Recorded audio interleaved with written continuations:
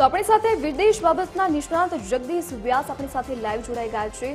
જે જગદીશભાઈ, જે પહેલગામનો હુમલો થયો હતો ત્યારબાદ આ કાર્યવાહીનો દોર શરૂ થયો છે। ભારતે ઓપરેશન સિંદૂર કર્યું અને પાકિસ્તાન દ્વારા તેના બાદ સતત હુમલા કરવામાં આવી રહ્યા છે। છેલ્લા 2 દિવસની વાત કરીએ તો ડ્રોન હુમલા કરવામાં આવી રહ્યા છે, પરંતુ ભારતીય સેના છે તેનો જડબાતોડ જવાબ આપી રહી છે। આ હુમલાને આપ કેવી રીતે જોઈ રહ્યા છો? આપના શબ્દોમાં વર્ણવો। હાજી, હવે ધીરે ધીરે પાકિસ્તાન પોતાનો ઓરિજિનલ કલર આવી ગઈ છે। એમની પાસે બીજો કોઈ જ રસ્તો નથી। હવે લાગે છે કે યુદ્ધની અંત તરફ જઈ રહ્યા છીએ અને સૌથી ખરાબ વસ્તુ તો એ છે કે એ આપણા સિવિલાઇઝેશન, આપણા રહેનારા લોકો ઉપર આ રીતે ડ્રોન ને મિસાઇલના વાત કરે છે। એમનામાં બીજી સેના, આપણી સેના સાથે લડવાની કોઈ તાકાત પણ નથી। હવે જ્યારે ભારતની રીતે આપણે જોઈએ તો આપણે એક ડિસિપ્લિન પહેલેથી જ રાખેલી છે કે આપણે ત્યાંના સિવિલાઇઝ લોકોને કે ઇવન ત્યાંના સેનાના લોકોને આપણે નુકસાન કરવું નથી, પરંતુ જ્યારે આ રીતની પરિસ્થિતિ આવે ત્યારે આપણે સેકન્ડ સ્ટેપ લેવું પડે। આપણે જોયું હમણાં પ્રેસ કોન્ફરન્સમાં પણ અને અત્યારે પણ આપણા NSAના અજીત ડોવાલ પ્રાઇમ મિનિસ્ટરને મળવા ગયા છે, એટલે નવા જૂની તો થવાની જ છે। વધારે આનાથી વધારે જે સિંદૂર નો બતાવવાના છે કલર, એ ચોક્કસ આપણે કરવાના છીએ। પાકિસ્તાન ગમે તે કરે પણ હવે આપણે એનું જો બેઝ આપણે તોડી નાખીએ અને એને અત્યારે એમની બધી એરલાઇન્સ, બધી ફ્લાઇટો, બધા એરપોર્ટ બંધ છે। આવી પરિસ્થિતિમાં આપણે જોઈએ તો એક હવે ધીરે ધીરે અંત તરફ જઈ રહ્યો છે। મારે ખાસ તો એ કહેવું છે કે આપણે લોકો, આપણે જનતા અહીંયા આગળ એમણે સતર્ક રહેવાની જરૂર છે। ખાસ કરીને હું જોઉં છું કે ઘણા બધા સોશિયલ મીડિયા પર કેટલા બધા ફેક ન્યૂઝ અને કેટલા બધા સેલ્ફ મેડ ન્યૂઝ વિડીયોઝ આ રીતે જઈ રહ્યા છે, તો ખાસ આપણે એ ધ્યાન રાખવું જોઈએ કે આપણે પણ એક જવાબદાર છીએ। સેના પોતાનું કામ કરી રહી છે, સરકાર પોતાનું કામ કરી રહી છે, દરેક પોતપોતાનું કામ કરી રહી છે, તો આપણે પણ આપણી ફરજમાં આવે એટલું કરવું જોઈએ। ખાસ કરીને એક અધિકારીએ જે કહેલું છે કે ભાઈ તમે એરપોર્ટ ઉપર ગમે તે જગ્યાએ અત્યારે આપણે સેનાના અધિકારીઓ જોઈએ છે, યુનિફોર્મમાં જોઈએ છે, તો એમને ફોટા પાડવા કે એમનો વિડીયો ઉતારવો એ ખરેખર ગુનો બને છે। એ રીતે કે આપણે સોશિયલ મીડિયા પર મૂકીએ, આપણને ખબર નથી કોણ જોઈ રહ્યું છે, એટલે આપણે દુશ્મનને એક જાતનું આપણે લીડ આપી રહ્યા છે, એ રીતે કરી શકીએ। તે સિવાય એવી પણ અફવા છે કે ATM બધા બંધ થઈ જવાના છે, કશું જ નથી। બધી જ બેંકોએ આ રીતે ડિક્લેર કરેલું છે કે પૂરા પૈસા છે, ATM અથવા ઓનલાઈનનું કશું થવાનું નથી। એટલે આપણે મૂળ સંયમ રાખવાની જરૂર છે। અનાજની તંગી પડવાની નથી, પેટ્રોલ પણ પૂરતું છે, કોઈ જ ગંભીર પરિસ્થિતિમાં ભારત સેલ્ફ સફિશિયન્ટ છે। એટલે આપણે અત્યારે જુદા જુદા બધા જગ્યાએથી આગળ છે। હા, અમુક એરલાઇન્સને અમુક તકલીફ છે, એ રીતે ટ્રેન પણ રદ થઈ છે, તો બધાએ પોતપોતાની રીતે ટ્રાવેલ કરતી વખતે આ વખતે કોશન રાખવું જોઈએ, એ સ્વાભાવિક છે। એટલે મને એમ થાય છે કે જો સરકાર આપણા માટે કેટલું કરે છે કે આપણને ખાતરી આપે છે કે અનાજનો વાંધો નહીં આવે, પેટ્રોલનો વાંધો નહીં આવે, તમારે બીજો કોઈ જ વાંધો નહીં આવે, તો પછી આપણે એટલું પણ ના કરી શકીએ કે આપણે એક સેલ્ફ ડિસિપ્લિનમાં રહીએ, પ્રચાર ના કરીએ, અથવા તો પ્રચાર કરતા હોય એને રોકીએ કે ભાઈ આ રીતે તમે આપણે ખોટો પ્રચાર કરવાની જરૂર નથી, આપણે સંગઠનમાં સાથે રહીએ। અને 140 કરોડ લોકો એક જ અવાજે કહે છે કે અમે દેશ સાથે છીએ, તો આપણે સાબિત કરી બતાવવું જોઈએ, કહેવાથી નહીં પણ આપણે અમુક સંયમ નિયમથી આપણે કરવું જોઈએ, માનું છું। એ સિવાય વિદેશ જનારા ઘણા બધા મને કોન્ટેક્ટ કરે છે, તો વિદેશના આપણા બધા જ વિદેશ ચાલુ છે। અરેબિક કન્ટ્રીઝમાંથી દુબઈ કે કતાર કે કુવેત ગમે ત્યાંથી જતી બધી ફ્લાઇટો ચાલુ છે, એમને કોઈ પણ જાતની તકલીફ છે નહીં અને પડશે પણ નહીં એમ માનું છું। એ સિવાય આપણે રાષ્ટ્રભક્તિ અને રાષ્ટ્રગાન આપણે બધું ગાતા હોઈએ તો પછી આપણી ફરજમાં બને છે કે આપણે એકબીજાને સપોર્ટ કરીએ, સંયમ રાખીએ, આપણે સતર્ક રહીએ, એ બધું જરૂરી છે।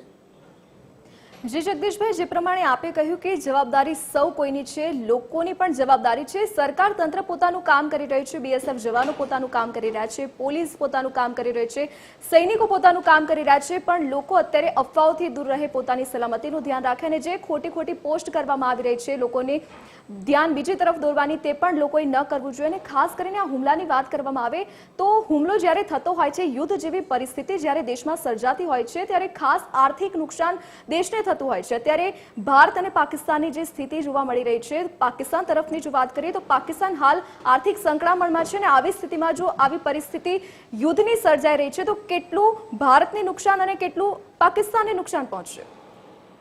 હા, યુદ્ધમાં દુનિયામાં જ્યાં જ્યાં યુદ્ધ થયા છે, ઇવન ભારતની અંદરના આંતરિક યુદ્ધમાં પણ આપણે જોયું છે કે નુકસાન બંને બાજુ થતું હોય છે. અને ભારતે કોઈ યુદ્ધની શરૂઆત કરી નથી. આપણે જાણીએ છીએ કે આપણે ફક્ત એમના ટેરોરિસ્ટ, એમના આતંકવાદીઓના એક પગલું એમણે ભર્યું, એના જવાબ રૂપે જ આપણે એમને ધ્વસ્ત કરેલા છે. અને તે પણ એમના બધી સંસ્થાઓ, એમના ટ્રેનિંગ સેન્ટર્સ, એમના અડ્ડાઓ એ ઉપર કરેલું છે.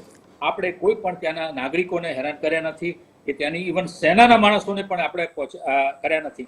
ભારત પાસે બધી ડિટેલ છે કે એના સેનાનું ટ્રેનિંગ સેન્ટર ક્યાં છે, એના સેનાનું સંગઠન ક્યાં છે, એના સેનાના કયા એના જુદા જુદા પ્રાંતમાં એમના અડ્ડાઓ છે, એ બધું ખબર છે આપણી પાસે. છતાં પણ આપણે ત્યાં કોઈ એટેક કર્યો નથી.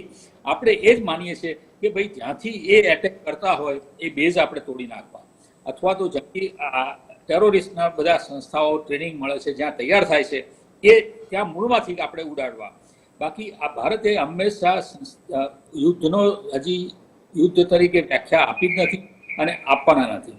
એટલે આપણે એ વસ્તુ બહુ જ સમજવાની જરૂર છે કે રાષ્ટ્ર આટલું બધું આપણા માટે કરી રહી છે, આપણી સેના આપણું સંગઠન કરી રહી છે, આપણે સેનાને સપોર્ટ કરી રહ્યા છે બધું, તો પછી આપણી જવાબદારી આપણે નિભાવીએ તો એક ખૂબ સારું કહેવાશે. અને ભારતને એક સંગઠન તરીકે આપણે એક દુનિયામાં સાબિત કરી શકીશું. બીજા દેશો પણ અત્યારે કોઈ વિરોધ કર્યો નથી. બધા એ જ કહે છે કે તમે જેમ બને એમ ઝડપથી તમે આ રીતે સમાધાન કરી લો અથવા તો કોઈ પણ એનો રસ્તો કાઢો. બાકી આમ જોવા જઈએ તો ટર્કી એક એવો દેશ છે જે પાકિસ્તાનને સપોર્ટ કરી રહ્યો છે, પણ ટર્કી એક ડોલતું રમકડું છે મારી રીતે. એક બહુ જ સામાન્ય દેશ છે. ફક્ત ને ફક્ત એને મુસ્લિમ કન્ટ્રીઓના લીડર તરીકે બનવું છે. એ ઘણા વખતથી ટ્રાય કરે છે. ઘણા બધા કન્ટ્રીઓએ નેટોમાંથી એમને રિમૂવ કરવા માટે પણ અરજી કરેલી છે. એટલે આવાના સાથથી પાકિસ્તાનને કશું જ એવો લાભ મળવાનો નથી. એટલે હું માનું છું કે આ યુદ્ધને આપણે યુદ્ધ તો ના કહેવાય, અત્યારે પરિસ્થિતિને જલ્દી પૂરું થઈ જાય અને પાકિસ્તાન પોતે સ્વીકારી લે કે યસ, કે અમારે ત્યાં આ રીતે આતંકવાદનો જન્મ થયેલો છે, આતંકવાદ ફેલાઈ ગયો છે, આતંકવાદને લીધે પાકિસ્તાન પણ નુકસાન થયેલું છે, આપણે એ પણ સ્વીકારીએ. પરંતુ જ્યાં સુધી એ એના માટે પગલું ના લે, કારણ કે આપણે જોયું કે આપણે જે ધ્વસ્ત કર્યું એ જ એના કોફીનની સામે એના જે આતંકવાદીના લીડરો ઉભા હતા, એની પાછળ અમેરિકાની એની પાછળ પાકિસ્તાનની સેનાના લોકો ઉભા હતા. એટલે આ સેનાના સાથ નીચે કરી રહ્યા છે. આ વસ્તુ સમજશે, આપણે ઈચ્છીએ કે જેમ બને એમ સમજે અને આનું આપણે સમાધાન કરીએ. જી જગદીશભાઈ, જે પ્રમાણે આપે કહ્યું કે આ યુદ્ધ જેવી પરિસ્થિતિ તો નહીં કહી શકાય, પરંતુ પાકિસ્તાન છે જે અત્યારથી નહીં પહેલેથી જ આતંકવાદનો સપોર્ટ કરતો આવ્યો છે અને ત્યાંના મંત્રીઓ પણ સ્વીકાર્યું છે કે તેઓ આતંકવાદને સપોર્ટ કરે છે. તો આપને શું લાગે છે આગામી સમયમાં પણ તેમના હુમલા આવી જ રીતે યથાવત રહેશે? ભારતને કેટલું નુકસાન પહોંચે? ભારત તો તેનો વળતો જવાબ આપવાનું જ છે. હા, હવે આપણે જોયું પહેલા દિવસ કરતા ગઈકાલ રાતનો એમના પાસે ઓછા સાધનો, ઓછા ડ્રોન નીકળેલા છે. કોઈ મિસાઇલનું એટલું મોટું નથી થયું. એટલે હવે ધીરે ધીરે એમના સાધનો ખલાસ થઈ રહ્યા છે. પરંતુ જે એ લોકોએ સ્વીકારેલું છે કે આતંકવાદનો અમે જ બધું દૂધ પીવડાવીને સાપો ઉછેરેલા છે. ઇનફેક્ટ એમના પૂર્વ રાષ્ટ્રપતિ મિયા મુશરફ એમણે પણ ખાસ કહેલું છે કે જ્યારે રશિયાએ અફઘાનિસ્તાન ઉપર હુમલો કર્યો હતો તે વખતે બીજા દેશોએ બધાને આ રીતે આતંકવાદીઓ માટે આ બધાને યંગ છોકરાઓને, યંગ લોકોને પાકિસ્તાન મોકલ્યા હતા. અને પાકિસ્તાનની આર્મીએ, પાકિસ્તાનની સરકારે એ લોકોને ટ્રેન કરી. એ પછી જ્યારે રશિયાએ વિડ્રો કરી લીધું અફઘાનિસ્તાનમાંથી, ત્યારે આ જ બધાએ પોતપોતાના સંગઠન ઉભા કરીને આતંકવાદ ઊભો કરેલો છે. એમાં જૈશે મોહમ્મદ આવી જાય, લશ્કરે તોયબા કહી દો કે બીજા કોઈ પણ આપણે કહીએ એ હિજબુલ, તો આ બધા એ જ રીતે પેદા થયેલા છે. બાકી આપણે જોઈએ કે 2000ની સાલ પહેલા આ બધા કોઈનું હાજરી હતી જ નહીં, કોઈ હતા જ નહીં. એટલે આ બધા છેલ્લા 25 વર્ષમાં ઊભા થયેલા સંગઠનો છે. પાકિસ્તાન સમજે છે અને એને એ જ કારણે પાકિસ્તાન પોતે જ પોતાના પગ કુહાડા મારી રહી છે. જે જગદીશભાઈ, હાલની પરિસ્થિતિ જો આપણે જોઈએ તો પાકિસ્તાન એટલું સક્ષમ નથી કે તે ભારતનો સામનો કરી શકે, પરંતુ તેને બીજા દેશો પાસે પણ મદદ માંગી છે અને તમામ દેશોનું કહેવું છે કે આનું જલ્દીથી સમાધાન થઈ જવું જોઈએ. ખાસ કરીને અમેરિકાએ કહ્યું છે કે પાકિસ્તાન પીછેહટ થઈ જાય તો પણ 1-2 દેશો એવા છે જે પાકિસ્તાનને સપોર્ટ કરી રહ્યા છે. પાકિસ્તાનની હાલત તો બેન એવી છે કે બાપા મારે અને રડવા પણ ના દે. એટલે ભારત એને કેટલું બધું નુકસાન કરેલું છે એ જાણે છે, છતાં પણ એ રડી નથી શકતા. ત્યારે એમને પબ્લિકની સામે એમને જુઠ્ઠાણું ફેલાવવું પડે છે. બીબીસીને એ લોકો જૂના વિડીયો મોકલાયા કરે છે. એમને પોતાના સ્ટેટમેન્ટ બધામાં જૂઠ તરીકે ઇન્ટરનેશનલ મીડિયામાં પણ આ રીતે રજૂઆત કરી રહ્યા છે. આજ સુધી એ લોકોએ ભારતને નુકસાન કર્યું હોય એનો કોઈ પુરાવો નથી બીબીસીને આપ્યો કે નથી ભારતને આપ્યો, કે કંઈ થયું જ નથી, અને છતાં આ રીતે ઊભું કરેલું છે. એટલે હવે એ ભ્રમમાં જીવે છે, પણ ભ્રમની દુનિયા બહુ લાંબુ ચાલતી નથી. આપણે બધા જાણીએ છીએ કે આ પહેલાંની હિસ્ટ્રી પુરવાર છે કે ગમે તેટલું કરવાથી પણ એ સત્ય તો ત્યાં જ રહેશે. અને જ્યાં સુધી એ આતંકવાદ માટે નહીં કરે બરાબર પાયાની રીતે, ત્યાં સુધી પાકિસ્તાનની કોઈ ઉદ્ધાર થવાનો નથી. એને લીધે એમની આર્થિક, સામાજિક બધી પરિસ્થિતિઓ ધીરે ધીરે કથળી રહી છે. કેટલાય સારા લોકો પાકિસ્તાન છોડીને બીજા દેશોમાં સેટ થઈ ગયા છે, આપણે એ પણ ખબર છે. એટલે જ્યાં સુધી આમાં સેલ્ફ રિયલાઇઝેશન ના થાય પાકિસ્તાનને, ત્યાં સુધી આપણે આ રીતે આવી સિચ્યુએશનમાં આપણે જીવવું પડશે. પરંતુ આપણે ગૌરવ લેવું જોઈએ કે આપણી સેના, આપણી સરકાર, આપણા સ્ટ્રેટેજિક પ્લાનિંગ બધી રીતે જોવા જઈએ તો એટલું સક્ષમ છીએ આપણે કે છેક જમ્મુ કાશ્મીરથી માંડીને બધા રાજ્યોની પસાર થતા છે ગુજરાત સુધીની બોર્ડર પર આપણા નોટ ઓનલી આપણા સૈનિકો તૈયાર છે, પણ એ લોકો બધા ડ્રોનને તોડી પાડવા કે કોઈ પણ મિસાઇલને તોડી પાડવા માટે બધી રીતે સજ્જ છે. એટલે ભારતે તો તૈયારી બરાબર વ્યવસ્થિત કરેલી છે, પરંતુ મૂળ વાત એ થાય છે કે હવે ધીરે ધીરે એ અંત તરફ જઈ રહ્યા છે. અને આપણે ઈચ્છીએ કે જલ્દી પોતે શરણાગતિ સ્વીકારે. આગળ વર્ષો પહેલા સ્વીકારેલી છે, આગળના યુદ્ધમાં સ્વીકારેલી છે, એવી સ્વીકારે અને આમાંથી આપણે શાંતિ મેળવીએ. જી જગદીશભાઈ, જે પ્રકારના હુમલા પાકિસ્તાન દ્વારા જે ભારત પર કરવામાં આવી રહ્યા છે, પાકિસ્તાન એટલું સક્ષમ છે તો નહીં, પરંતુ આ હુમલા કરીને એવું બતાવવાનો પ્રયાસ કરી રહ્યું છે કે તે એટલું સક્ષમ છે કે ભારતનો સામનો કરી શકે. હા, એ નથી કરી શકે એમ, પોતે બ્રહ્મા જ જીવે છે. પરંતુ એવું નહીં કે પેલો હારો જુગારી બમણું રમે, એટલે ગમે તેમ કરીને એ દુનિયાને સાબિત કરવા માંગે છે કે અમારી પરિસ્થિતિ આવી છે. એક ભીખ માંગવાની ટેવ પડી ગઈ છે, પરંતુ એમને ખબર છે કે દુનિયાના કોઈ પણ રાષ્ટ્રએ એમને સપોર્ટ કર્યો નથી. કહેવાય છે કે ચાઇનાએ સપોર્ટ કરે છે, પરંતુ ચાઇના પાકિસ્તાનને સપોર્ટ કરે છે એવું ચાઇના નથી કહેતું. પાકિસ્તાન કહે છે કે આ ચાઇના અમારા સપોર્ટમાં છે. ખરેખર તો ચાઇનાને મુસ્લિમ સાથે વાંધો છે જ. આજની તારીખમાં પણ 15 લાખ મુસ્લિમો ચાઇનાની અંદર જેલમાં છે. એટલે એમને તો ફક્ત ને ફક્ત એમને સ્ટ્રેટેજિકમાં જ ઇન્ટરેસ્ટ છે.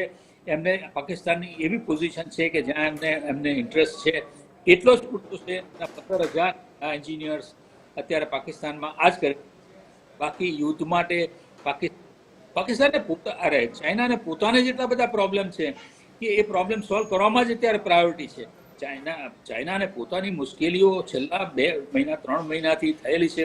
એમને ટેરિફની બાબતમાં થઈ છે, એમના આંતરિક વિગ્રહો બધા ઊભા થયેલા છે. એટલે આ બધા કારણોસર ચાઇના આવી કોઈ પરિસ્થિતિ લે એમ નથી.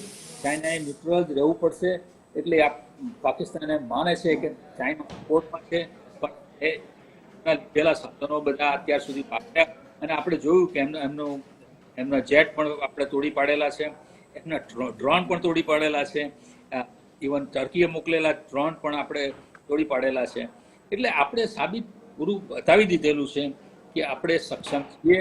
કોઈ પણ સંજોગોમાં કોઈ પણ દેશની આ રીતની મદદ વિના આપણે ઇન્ડિપેન્ડન્ટલી આપણે આ રીતને કરી શકીએ. જે જગદીશભાઈ, જે પહેલગામ પર હુમલો થયો હતો, 26 નિર્દોષોએ જે જીવ ગુમાવે છે, તેની જ કાર્યવાહીના ભાગરૂપે ભારત દ્વારા જે પાકિસ્તાન પર એર સ્ટ્રાઇક કરવામાં આવી હતી, અને ખાસ કરીને નોર્મલ જગ્યા પર નથી કરવામાં આવી, કોઈનો જીવ લેવા માટે ત્યાંના આતંકવાદીઓના ઠેકાણા ઉપર નિશાનો બનાવવામાં આવ્યું હતું. તેના બાદ પાકિસ્તાન દ્વારા જે નિર્દોષ લોકો છે ભારતના, તેમને નિશાનો બનાવવામાં આવી રહ્યા છે. ખાસ કરીને અત્યારે ભારતની જનતાની વાત કરીએ તો તમામ લોકોમાં ડરનો માહોલ છે. આપ લોકોને શું કહેવા માંગો છો કે તેઓએ તેમની સુરક્ષામાં શું કરવું જોઈએ? ડરવાની જરૂરત છે કે કેમ? હા, પાકિસ્તાન અત્યારે ભારતની સરહદ ઉપર, એલઓસી ઉપર, નજીકના આવેલા ગામડાઓમાં ત્યાંના લોકોને, નિર્દોષ લોકોને એની ઉપર ગોળીબારી કરી રહી છે. એ એક બહુ જ ખતરનાક વસ્તુ છે. એટલી કાયરતા બતાવે છે કે એક નોર્મલ નિર્દોષ લોકો એની પર ગોળીબાર કરવો એ ખરેખર માનવતાની રીત નથી. કોઈ ધર્મ આવું કહેતું નથી, પરંતુ પાકિસ્તાન પાસે આ એક પોતાની જાતની છંછેડાઈ છે કે પોતે એમ માને છે કે આ રીતે કરવાથી ભારત ગભરાઈ જશે, ભારતને કશી અસર થવાની નથી, અને આપણા ગામડાના લોકો પણ પોતે સુરક્ષિત રહેવા ટેવાયેલા છે. અને આપણી ભારતની સરકાર, આપણી સેનાઓ એ લોકોનું પણ રક્ષણ સારી રીતે કરી રહી છે. એટલે આમ જોવા જઈએ તો પાકિસ્તાન ભલે અત્યારે ગમે તેવા આવા રસ્તા કર્યા કરે છે ઇધર ઉધર, પણ એમને ક્યાંયથી સફળતા મળી નથી અને મળવાની પણ નથી. હવે ફક્ત ને ફક્ત એ જ આપણે રાહ જોવાની છે કે ક્યારે પોતાની જાતે સરેન્ડર કરી દે છે અને પોતે કમિટ કરે છે કે યસ, કે અમે હવે આતંકવાદની સામે, વર્લ્ડ ટેરરિસ્ટ જે રેકોગ્નાઇઝ થયેલા છે બધાની સામે કાર્યવાહી કરીશું અને એનો અંત અમે લાવવા માટે મદદ કરીશું, દુનિયાની મદદ લઈશું.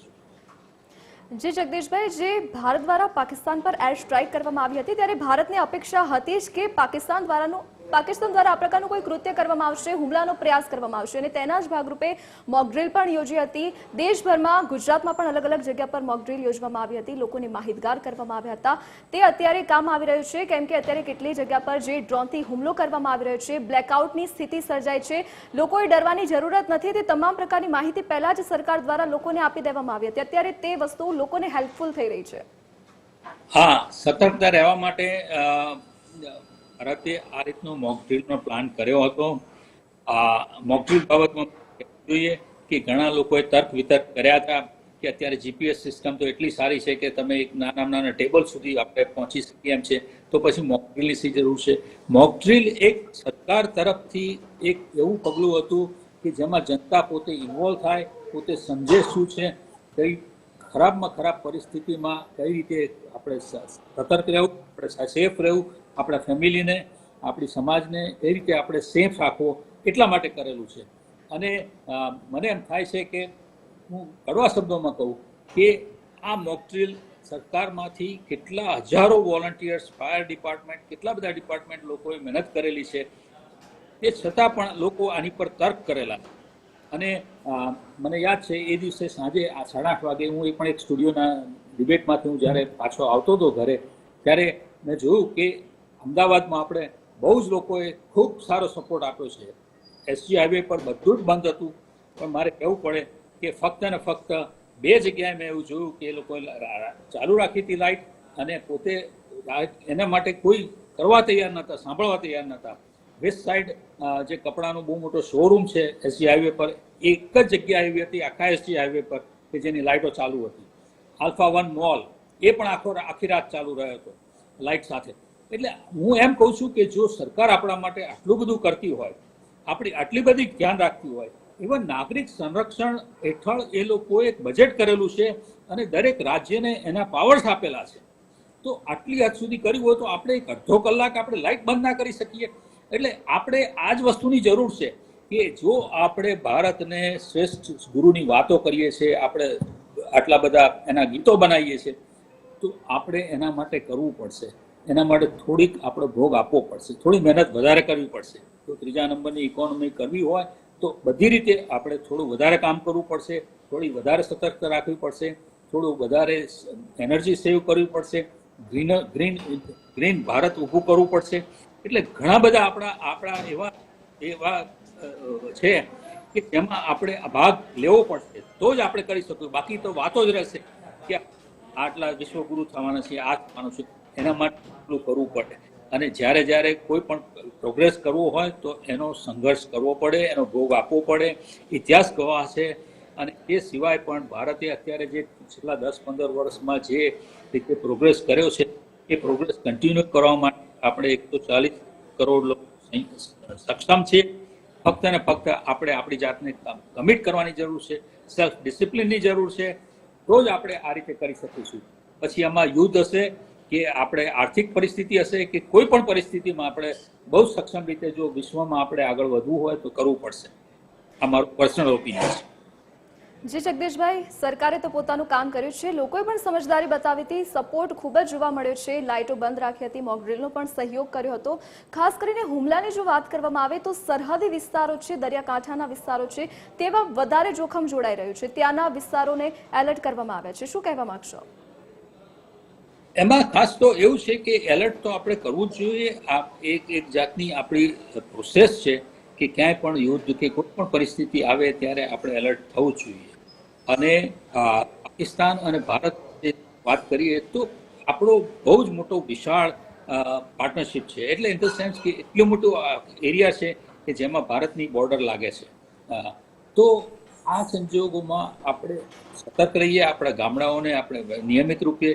અને આવા છમકલા તો પાકિસ્તાન કરતું આવ્યું જ છે અને એ ક્યારે સુધર્યું અને આ સુધરવાનું નથી. ભલે આપણે ગમે તેટલી આશા રાખીએ, પરંતુ આપણી સતર્કતા આપણને જ મદદ કરશે. આપણે જ આપણી જાતને સેફ રાખવાની જરૂર છે. સરકારે તો ખૂબ સારું કર્યું છે. એક વધારે ઉમેરો છે કે એક ટેરિટોરિયલ સિટીઝનશીપ છે. એ એવા લોકો છે કે જે લોકોએ આર્મીમાં પોતે ટ્રેનિંગ લીધેલી છે. એમાં ભલે મોટા સેલિબ્રિટી પણ છે. જેમ કે ક્રિકેટર મહેન્દ્રસિંહ ધોની એ પોતે ટ્રેન કરેલો છે. અને 1971ની જ્યારે યુદ્ધ હતું તે વખતે આ ટેરિટોરિયલ આર્મી લોકો ત્યાં આગળ ગયા હતા. ભલે તમારે યુદ્ધમાં જવાની જરૂર નથી, પણ મેનેજમેન્ટમાં એના લોજિસ્ટિકમાં ઘણા બધામાં મદદ કરી શકે. એટલે આવી રીતે થતું હોય. નાના પાટેકર છે, અનુરાગ ઠાકુર, આપણા 2 મિનિસ્ટર પોતે આ રીતે ટેરિટોરિયલ આર્મીમાં છે, એના લિસ્ટમાં છે. એટલે એ અનુરાગ ઠાકુર અને સચિન પાયલટ બંને, ક્રિકેટર કપિલ દેવ એ પણ. એટલે આ બધા લોકો જ્યારે સેલિબ્રિટી જેટલા લોકો પણ જો ભારત માટે તૈયાર હોય, અને આપણે હમણાં ડિબેટમાં પણ જોયું કે આપણા જેવા આર્મીના રિટાયર્ડ બધા છે એ લોકો પણ એમ કહે છે જુસ્સાથી કે યસ, કે જરૂર પડે તો અમે ત્યાં જવા તૈયાર છીએ, બોર્ડર પર જવા તૈયાર છીએ, અથવા તો સેનાના બીજા કોઈ પણ રીતે મદદ કરવા તૈયાર છે. જો આપણામાં આટલો જુસ્સો હોય અને આપણું કરી શકતા હોય તો સામાન્ય નાગરિક તરીકે ફરીને ફરી હું એ જ કહીશ કે આપણે આ વસ્તુ ફટાકડા ના ફોડવા જોઈએ. નાની નાની વસ્તુ આપણે કરવી જોઈએ. આપણે ગ્રુપની અંદર જ રહેવું જોઈએ. અને કોઈ પણ જાતનો પ્રચાર થાય ખોટી રીતે અને ફેક ન્યૂઝ ના કરીએ એ જરૂરી છે. એટલા માટે મને એમ છે કે આપણે થોડું આમાં થોડાક આપણા સતર્ક રહેવાની જરૂર છે, થોડોક આપણો ભાગીદાર બનવાની જરૂર છે. જી જગદીશભાઈ, આપ જોડાયા અમારી સાથે TV 13 માં, તે બદલ આપનો આભાર.